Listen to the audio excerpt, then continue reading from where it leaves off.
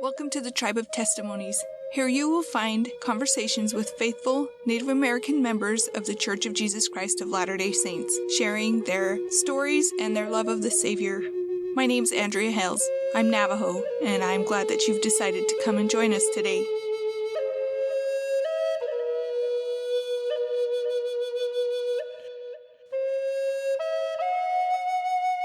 My guest today is Sheila Taysom. I love this lady. She reached out to me to see if I thought she would be a good guest, and I was like, yeah. Pretty much, you guys, if you feel like you would be a good guest, if you are a faithful Native American member of the church and you have a testimony, you're going to be a good guest. So I'm really happy that Sheila reached out, and I love her story. I love this lady. She's just so great and has so much joy, and I really appreciated that. I needed some joy in my life. I hope you find this joy in this conversation as well. Here's Sheila.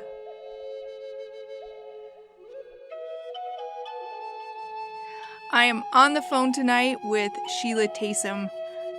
She lives in southern Utah, so that's why we're on the phone.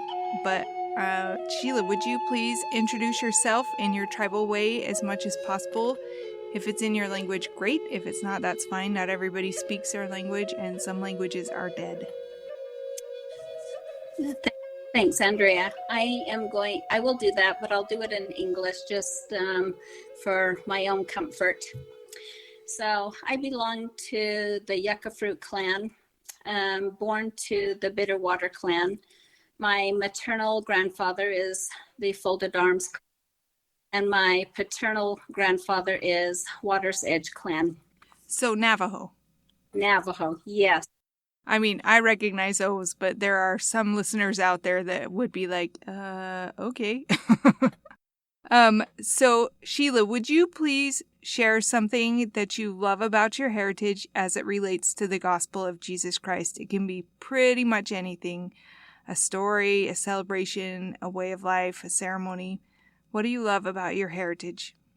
You know, I love everything about being Native American, you know, all the experiences that I've had growing up. But one that really stands out in my mind, you know, just as a quick thought, is the sacredness of the direction of east. We know that the doors on the hogans all faced east. The temple doors face east. Grave monuments face east. And, you know, there's a special significance to east. And in Matthew 24, verse 25, it says that, "For as the lightning cometh out of the east and shineth even unto the west, so shall also the coming of the Son of Man be." You know, so, you know, we will be welcoming the Savior who will come as the rising of the sun, and which will be coming from the east. And so to me, that has a lot of significance. Yeah. So Sheila reached out to me, and we had a conversation one day a little while ago before we made this appointment to visit tonight. So Sheila, you were raised partly on the reservation, right? And then you were on placement program, right? Yeah, I spent, all of my childhood years were on the reservation, with the exception of the time period that I, you know, was on the placement program. I loved the placement program. It was the best experience for me. And I, you know, the missionary, my sister had been on the placement program also. She kind of forged the way. And so I guess it was just kind of a normal thing for my mother to just, you know, put me on and have me ready. So I started the placement program and was baptized just prior to leaving for school in August. So I was, you know, closer to 9 years old than 8.5. And so I spent a year with a family up in Cache Valley, and then then did not go back again because I had some uncle and aunts who wanted to take me to California with them to help them with their children. And then after that year, I lived on the reservation until 7th grade, and went with another foster family again just for a year. And then after that, it was an awesome foster family. The first two families that I had, the mothers of those families were sisters, and those sisters were foster sisters to my older sister who had been on placement. So, there was just a small town, everybody knows each other. And so anyway, there was connections there on purpose, of bringing me into those families. So I had a really enjoyable time with them. Unfortunately, though, I think one of the foster sisters that I was living with, although we, loved each other and enjoyed being together, I think that at the same time, we did have some troubles getting along with each other because we were the same age, went to the, same grade and everything. So, I think a decision was made that, I should, go to another family where there weren't children my same age. And at that time, I went to a family up in Sunset, and I stayed with them until I graduated from high school. So 9th grade through my graduation year. Yeah. And you have lifelong connections with these people still, right? Yes. I've been extremely lucky. I have got a lot of people who have me, throughout my life. I've got my, relationships with people that I've developed over the years that have, been important to me and played important roles, and, just had a big impact in my life. So. That's awesome. At this point in your life, have you always remained an active member of the church? Yeah, for the most part, yes. I've always been active. I have had periods where, I have struggled to go to church a little bit, but I would say that I've always been active. During the beginning years of motherhood, I'm the mother of 7 children, and the 5 oldest children are my natural born children, and then the 2 youngest children are children that my second husband brought into our marriage. And so, but during my young years as a mother, raising my 5 children, one of my children was Down syndrome, and he was, always very, very sick, required an extreme amount of time from me. And, sometimes, raising him and really focusing on him, there was a lot of times that I missed church, to care for him, because at that point he was the priority, and it was easier to stay home with him and take care of him rather than going to church and, having an absolutely chaotic, time frame where you feel like you're not getting any spiritual growth going to church because you're doing nothing but chasing. And so, so those are the times where I did not always attend church, as often as I should have, but I felt like I had a good reason. Yeah. So it seems like whenever I hear of parents with special needs children, they've learned so much more about life or themselves or something. What experiences have you had with your son, or things that you learned as a parent to this child? Oh, this boy of ours is, the love of our life. And we were so blessed to have him in our family. And, it taught all of us, not only myself and my current husband, but our children, how to love unconditionally, how to be compassionate and empathetic to those who struggle, with disabilities, or those who are in need. And, he taught us so many unbelievable things. He was so close, cognitively. He was about 3 to 7 years old when he, finally got into his adulthood years. But yet, he was the smartest little boy. His English or his speaking ability was not really, really clear. He was,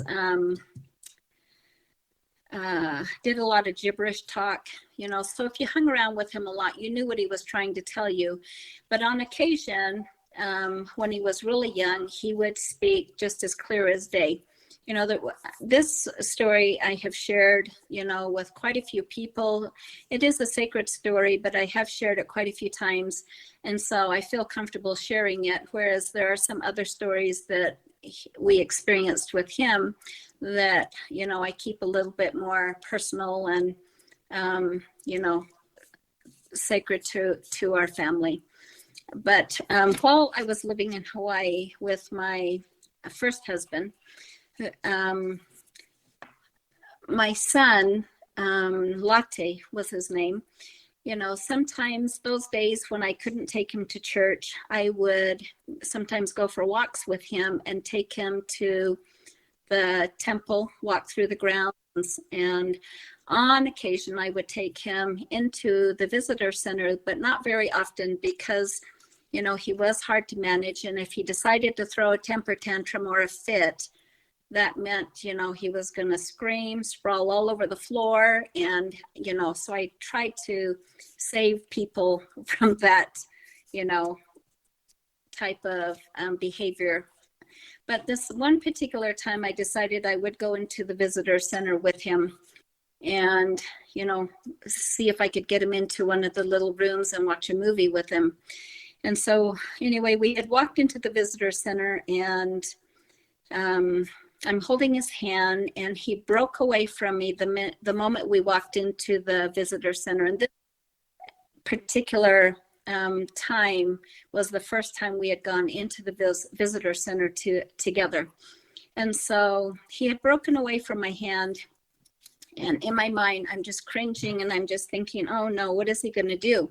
Worried about that. But he ran straight up to the Christus, and he started to climb up the little pedestal high enough that he could reach his feet, and he just kind of touched his feet. And then he got back down, and he kneeled in front of the Christus, and he started talking in very, very clear English. And at this time he was about 3.5 to 4 years old. And he started saying, I want to go home. And, nobody's responding to him, but I know that at that moment, the veil was very clear for him. And I know that he was talking to Jesus Christ. And he kept saying, I want to go home. And he'd wait for just a moment as if somebody's responding to him. And then he would say, why? And then again, he would pause. And then he would say, I want to go home. And then he would get up, and he would climb back up that little pedestal, and he would rub his feet and focus on the nail prints. And then he would come back down, and he would kneel, and he would ask again, I want to go home. And then he would just ask why. And he sat there and he talked for about 30 minutes, uninterrupted. And I just sat back and I watched him, and I just cried as I watched him. And eventually he was able to let me pick him up and take him away from the Christus.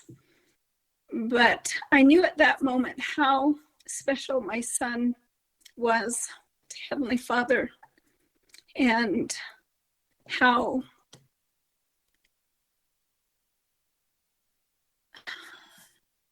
just I just knew.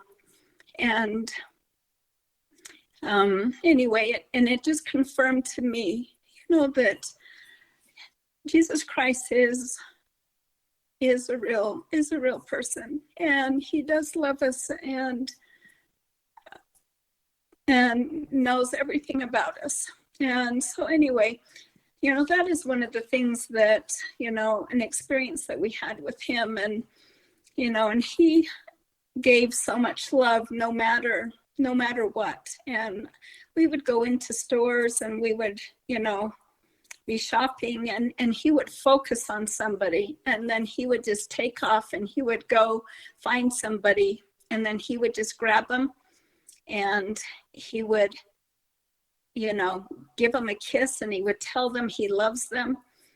He was just so full of love. And I was always afraid, if he was going to kiss somebody that didn't want to be kissed, and I would try to intervene before anything happens. But most people were always really gracious, and allowed him to just kiss and love on him whenever he wanted to. But he was the most amazing young man. And it was hard after he passed away, to be without him, and not to feel that constant love, that we had from him every single day. Yeah. How long ago did he pass? He passed in February of 2016. And how old was he? He was 30 at that time. And prior to his passing, he kept asking us, I want to go home. I want to go home. And, I'm a nurse practitioner. And so, my thought process, and my husband's, and he's a registered nurse, we're just kind of like, you're home, Latte, you're home. It's okay, you're home. And he'd just say, and go home. And we'd say, you're home, it's okay. And then after some time, some months of him telling us this, it kind of just finally dawned on us. He's not talking about home here on earth. He's talking about heaven. So then we started asking him, Latte, do you want to go home to heaven? And he would say yes. And so my husband and I started talking and trying to make a decision on what we should do, because a lot of the medications he was on were all life-saving medications. He had had open heart surgery, he had kidney failure, he had had a stroke, and he had uncontrolled epilepsy. So he had a lot of things going on. And so, at that point, after we talked, we made the decision that we would discontinue all of his medications, and we would allow that natural process for end of life to approach. And, because he wanted to go home, he was ready, he was exhausted, and he was always in pain. And so when we stopped the medicines, I told my kids, I think your brother's going to pass away in the next couple of months. Make sure you spend as much time with him as you can. Take advantage of this. And so my husband and I also planned this great big last birthday party for him. And we invited absolutely everyone we could imagine, the neighborhood, his school, and, family on both sides of the family, my ex-husband's family, and my family, and my current husband's, all their family, and all of his friends. And so we had a big, huge party on his birthday in June, and he had an awesome time, loved every moment of it. But 2 months went by and he was still here, 3 months, 6 months, and he was still here. And I'm just like, what the heck is going on? I really, with all of the health issues and stopping his medications, I thought for sure he would have, passed away pretty quickly, but he didn't. And I think that he held on for his brothers and his sisters. I think he could sense that they were not quite ready yet to let go of him. And then, all of a sudden, he started to get sick. And this was about in January of 2016. And he had a sudden decline over a period of three weeks.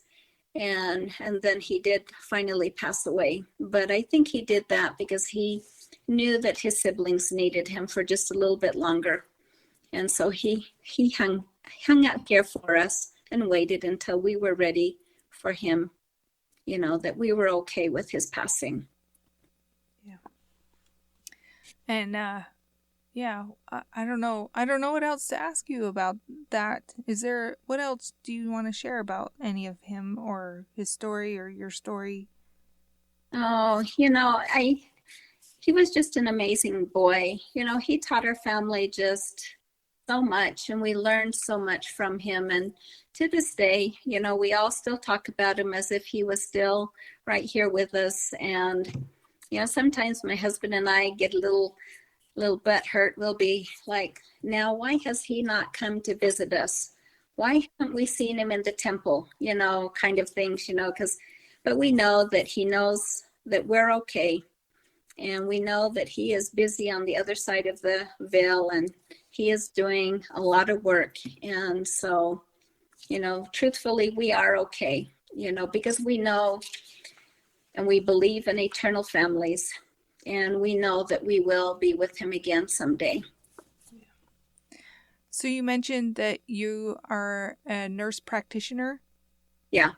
And what kind of clients do you see?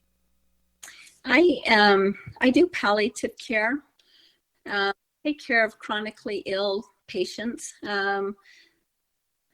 Usually the types of patients that I care for are those that are getting close to hospice. These patients usually have a really high symptom burden, and, so they're in pain quite a bit. They have a lot of nausea, they have a lot of anxiety.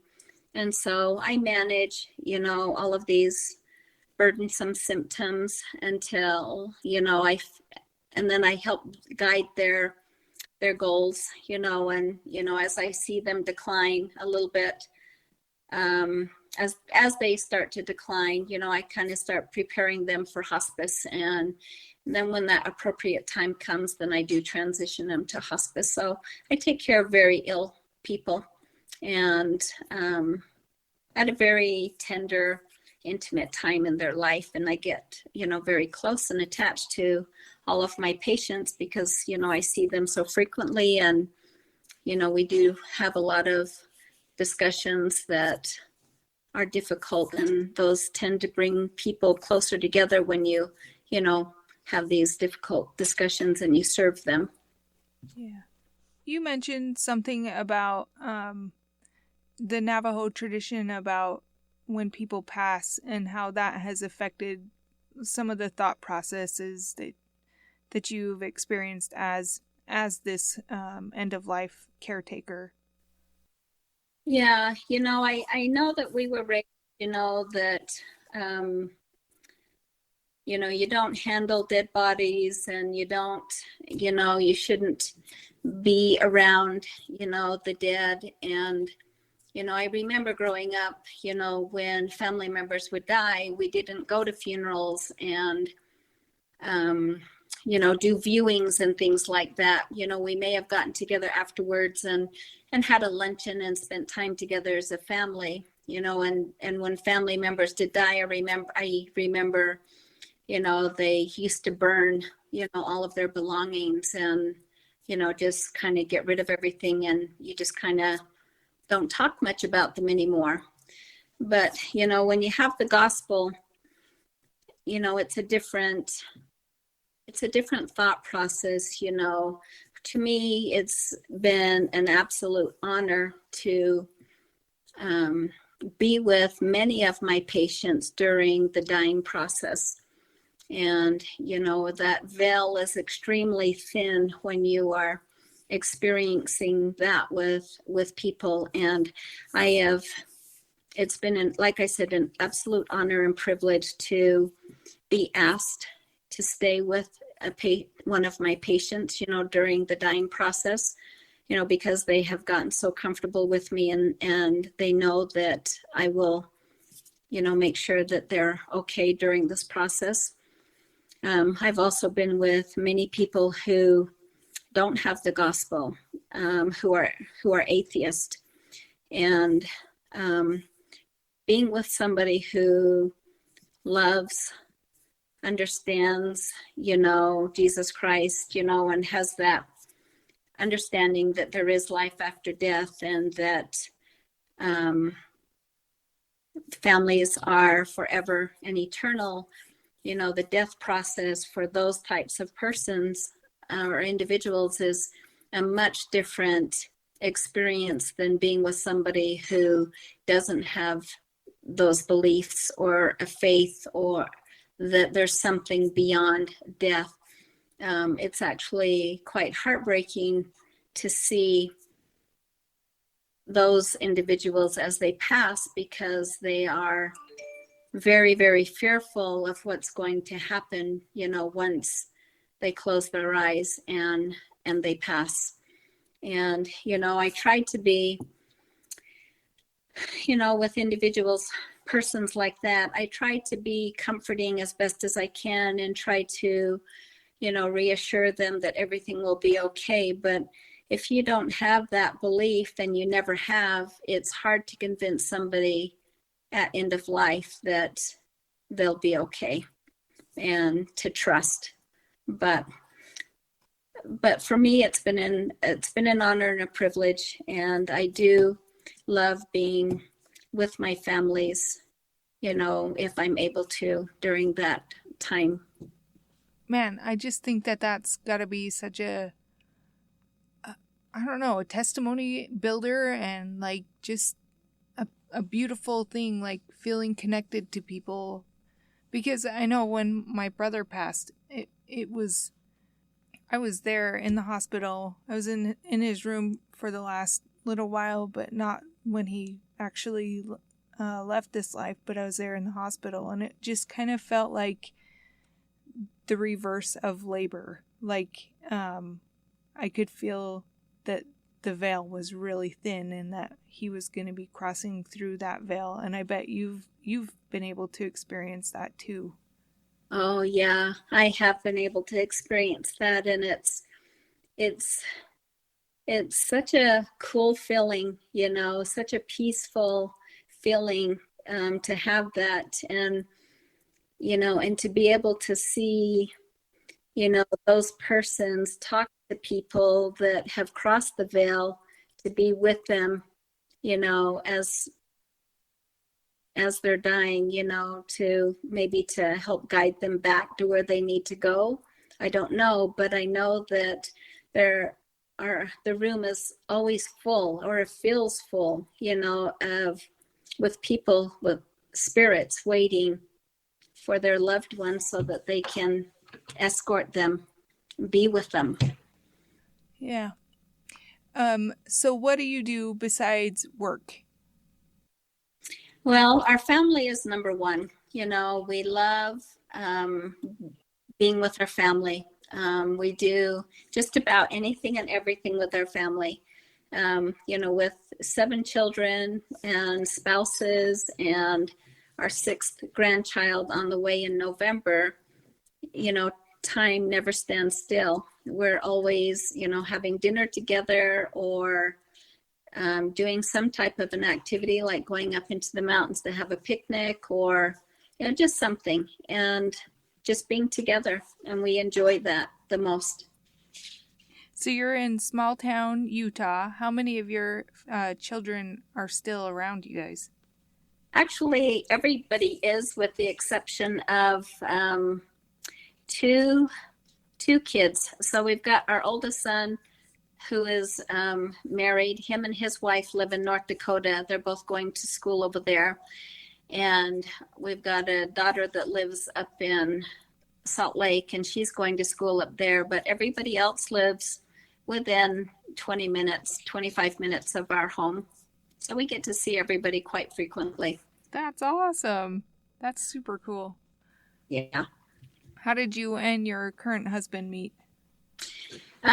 We actually met, we've been married now for 22 years, and we met when we were both going to nursing school for our associate degree nursing. And so we met through that, became friends, and we were part of clinical groups, and anyway, so we were just friends through nursing school. Then we both graduated, and you go your own ways, and then eventually bumped into each other sometime down the road, and found, sat and talked with each other and found out we were both divorced, and we decided, well, maybe we should go on a date. And so we did. And from that point, we were inseparable until we got married. That's great. I love that. And we still are inseparable. So yeah, that's so awesome. Yeah. So let's talk about some hypotheticals, okay? Okay. What event in the past, present, or future would you like to witness in person? There are so many things. It's hard to even nail it down to one specific thing. So I also have a Tennessee family. I kind of found out that my paternal father is from Tennessee. And so my mother was on part of the government assimilation program where Native Americans were sent back east to, learn some trade skills. And so my mother at that time had my older sister. So she went back to Cleveland, Ohio, and was learning to do housekeeping. What do you call the person who sews? A seamstress. So she had gone back to learn how to be a housekeeper and a seamstress. So while she was there, she ended up meeting my dad, the man that I have always known as my dad, growing up. And he had gone there also to learn how to weld. They ended up getting married when they met over there, and at some point. But anyway, I was also conceived, I think, sometime just before she got married.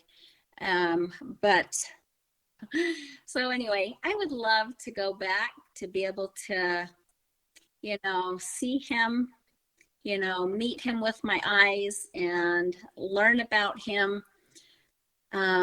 Because now I don't have that opportunity because he died back in 1988, the same time as my Navajo father, the same time as he did. And and growing up as a child, I always stuck out like a sore thumb. I was a little bit lighter complected than everybody. My hair had some reddish highlights in it, natural curly.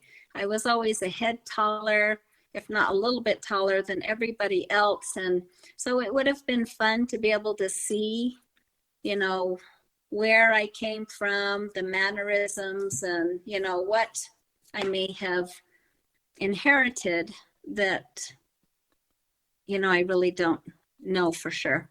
So anyway, I would enjoy that. But there's so many things too that I would love to see. That's a good one. Our ward is really trying to do family history goals, and last night I got to go to a youth activity, but we talked about family history stuff and just having everybody put even memories of family that they know of, or even if it's your parents, like just the next generation up, that would help people be able to know them better. So yeah, I can see how you're saying, I wish I could know this man, because you don't know him, and it would be nice to just be able to open family history and be like, oh, that's all. Yeah, exactly. It's pretty, I love family history and I love genealogy, and I'm starting to get into that now that I have a little bit more time.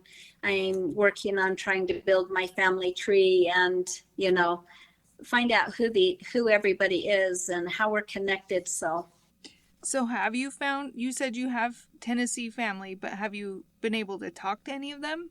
actually, yes, a year ago. So I enlisted some help of some, they call them search angels. So on Facebook, there's a group for Ancestry DNA, and you can get on that group and you can ask for the help from search angels. And search angels are professional genealogists that deal in DNA. And so I joined that group, and I had a couple of ladies who started helping me with building my family tree based on DNA. And we got it narrowed down to some names. So then I just started looking for names on Facebook and trying to find, you know, anything, anyone. And I was messaging people, and I finally got a response back from one particular lady. And she, was able to provide me with more information. And then I sent out some more DNA tests to go, for other people to do to try to narrow this search more. And so I did end up finding who, the families were. And I've connected with a first cousin who I've been able to go back to Tennessee twice now in the last year and, meet family. And I stay with this particular first cousin and her two daughters, and we've gotten really, really close, and we have a really good bond with each other, and we stay in touch and communicate, quite frequently. And so I've just had the opportunity to meet more family. And so it's been a lot of fun. That's so great. Yeah. Yeah. So how close are you to your siblings? I am close to everybody. I have a really close relationship with all of my siblings, and some of my cousins that, in Navajo, when you're your first cousins and you're raised together, they're also your siblings. So, I have a really good close relationship with all of my family. The cool part about all of this is, to me, family is family. I love everybody. And when I think of family, to me, it's just one great big family. There's not a distinction between, this is an adopted family, this is my biological family, this is, anything like that. When I talk about my siblings, it's all interactive. It all just blends together. And if people don't know who I am, I generally don't take the time to make any explanations. But if people start to ask questions and say, you said that's your brother, but that's a white guy. And so then you gotta make some explanations, that help them to understand. Or, if you're with your biological family and they're like, well, how come they don't look like you? And then you're like, well, we are family, blood family, and so you've got to, so only occasionally do I feel like I have to explain. Otherwise, I talk about my mom, my dad interchangeably, and they are my parents. It doesn't matter whether they're biological, adopted, they're all my family. And I love that I have enough family to lean on, and I'm never in need of anything because I have so much. That's so great. I mean, that is the ideal, right? In the gospel, we're supposed to make those relationships here on earth and those that have come before. And yeah, I just think, I'm thinking about the family, the proclamation, and what you described just sounds so good. Yeah. I'm grateful that I have what I have, because I know like in the work that I do, I go into so many homes and I meet so many people, and there are so many people out there who don't have family. They don't, either they're the only one and everybody has died, or they're estranged from family and they've disconnected themselves from each other and they don't want anything to do with each other. So I am so grateful to have all the family that I have, and I would never have it any other way, because I've seen both sides, and I prefer having what I've got. Yeah. So you were the one that reached out to me. What really drew you to reaching out to me? Why was there like something that you thought, I feel like I need to share this, or I don't know, what made you reach out to me? It's strange. I don't know why, actually. I just felt impressed that I needed to reach out to you. And for whatever reason it is, I don't know. Cool. Well, I hope somebody out there hears whatever message we needed to share then. Yeah, I just know that I felt that I needed to do this. And, many times we don't know the reason why we do it. And when you get a prompting, you should act on your promptings, whether you know why or not. And like you said, I hope that whatever we talk about touches someone. And, I'm not one to like to do things like this. And so I felt strange acting on this prompting. And, but I did it. I'm really quite shy and prefer, to sit back and watch other people versus people watching me or Yeah. hear me. Yeah, that makes sense. So unless there's something else, I'll ask you the final question. Actually, let me touch on something really quickly, only because I have been feeling impressed about this also. And,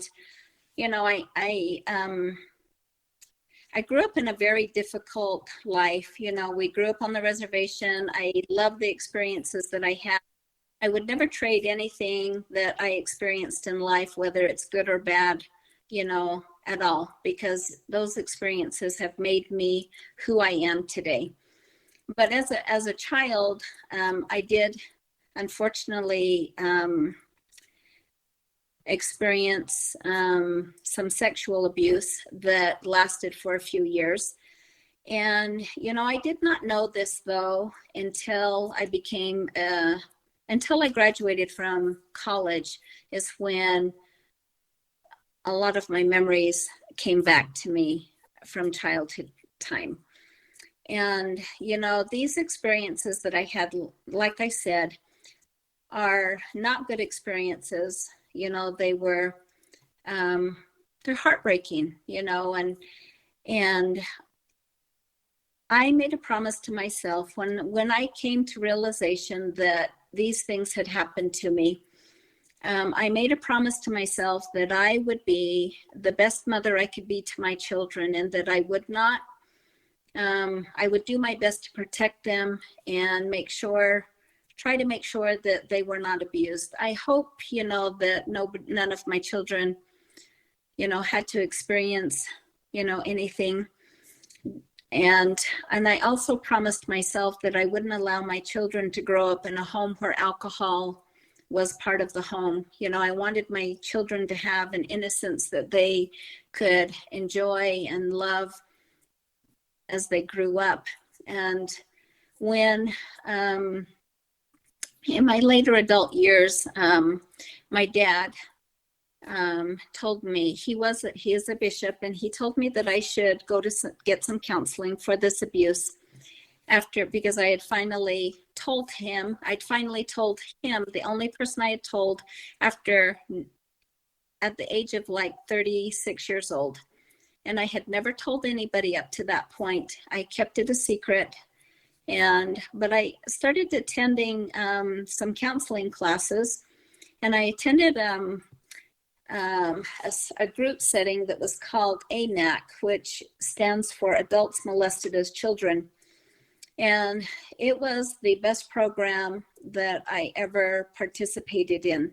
It taught me that the things that I experienced were not my fault, and that it taught me how to learn how to love myself and how to take control of my feelings and to not let my feelings just, fluctuate with really highs and lows.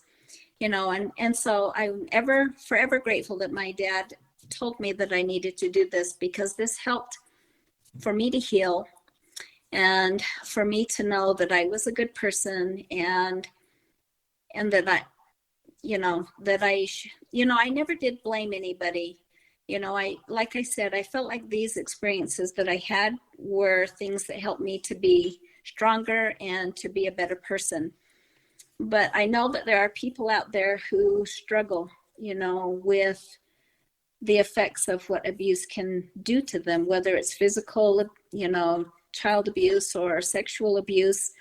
But I hope that anybody who's hearing this knows that these things are not their fault, and that it's okay to go to counseling and to talk to somebody and let them walk you through how to regain your power to strengthen yourself and to be able to continue moving forward rather than it holding you down and keeping you from growing. And so,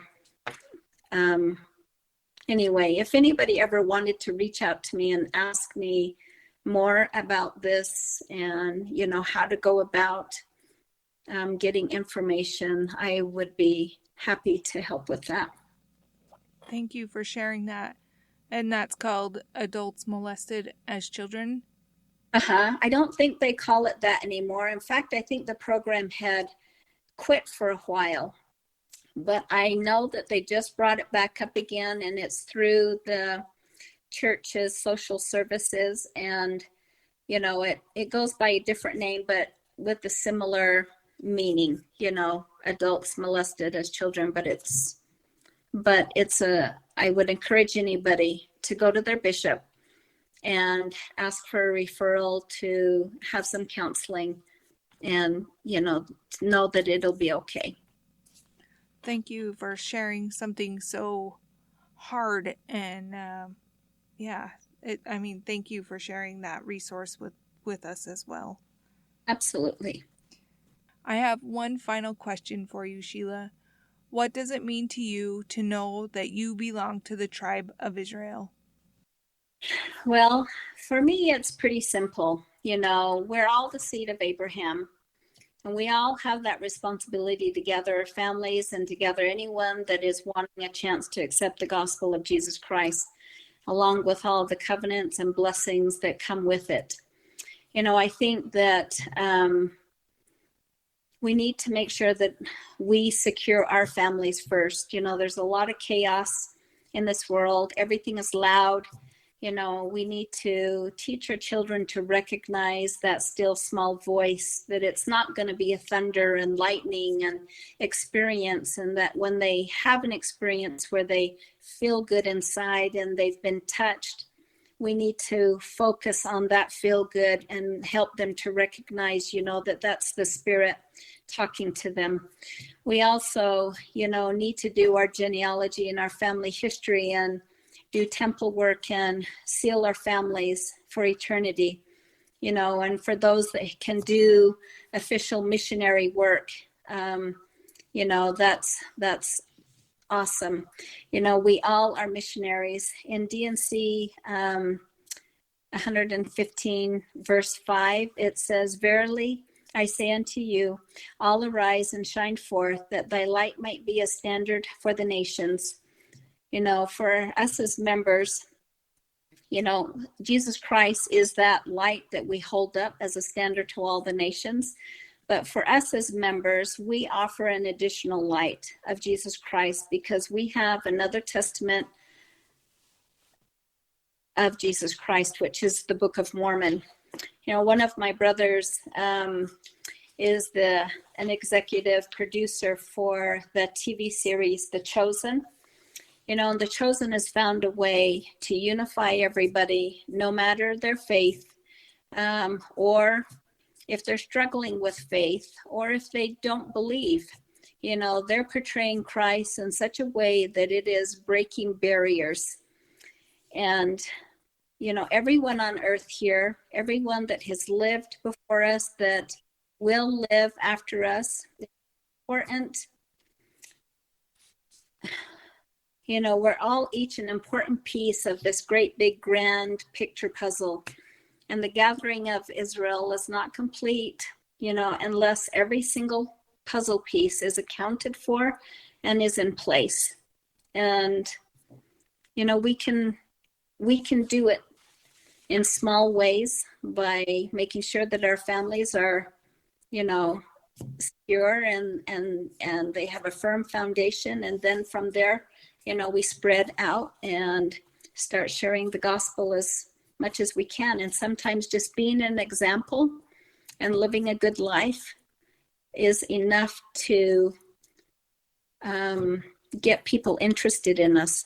I know that for me, there's many times that I have people that will come up to me, like I take care of so many patients. And so I see so many people, and I'll have people that will come up to me and say, there's something about you that's different. What is it? And I know that it's the light of Christ. We carry that light, and some people want to know more about it, and some just want to recognize it, but others ask. And so anything that we can do to share the gospel in our own little way is going to help to gather the scattered. I love that answer so much. Thank you. Thank you, Sheila, for being vulnerable and for being a light. You've been wonderful to visit with tonight. Thank you. Oh, thank you so much for allowing me to sit and visit with you. It's been, although I've been scared, nervous, and thinking in my head, what the heck am I doing? It was a lot of fun. I enjoyed it. Good. Thank you. Thank you. So this Sunday, I gave the thought in our Young Women Presidency meeting. And the thought I shared was one that I have taped to my wall. It's an Elder LeGrand Richards quote. It says, "I just do the best I can and leave the worrying to the Lord." And I really feel like that sometimes. I feel like, you know what? I'm doing the best I can, and I'm praying, and I'm trying to read my scriptures. I'm trying to do all the right things. Sometimes I just gotta hand it over to Him. I gotta just be like, Lord, here it is. This is what's left. I've done the best I can. Can you please help me? I feel like that is a very good reminder for all of us. Sometimes there's just no way we can make things perfect. And sometimes it won't be perfect in this life. But we can certainly try, and then we can ask God to fill in the rest. And aren't we so grateful that we have a Savior who does that for us? And also to know the big picture. I just am so grateful to know the big picture. I'm grateful for this past week's Jeremiah lesson when we read, "I knew thee before thou wast formed in the womb." Heavenly Father has always known us, and our Savior has known us because He was there as our big brother in the premortal life, and now here we are. So I'm just grateful for that, for the big picture and for all the things. And I hope that brings you a little bit of peace today, and I hope it brings you a little bit of joy, and I hope you have a super wonderful, awesome day. Tribe of Testimonies is not sponsored by the Church of Jesus Christ of Latter-day Saints. The music is a traditional hymn, "Come Thou Fount of Every Blessing," arranged and performed by Kyle Forsyth. I would love to hear from you. I would love to hear how this podcast is affecting you. And I'm always looking for guests. If you or someone you know would be a great guest, you can reach me at tribeoftestimonies@gmail.com.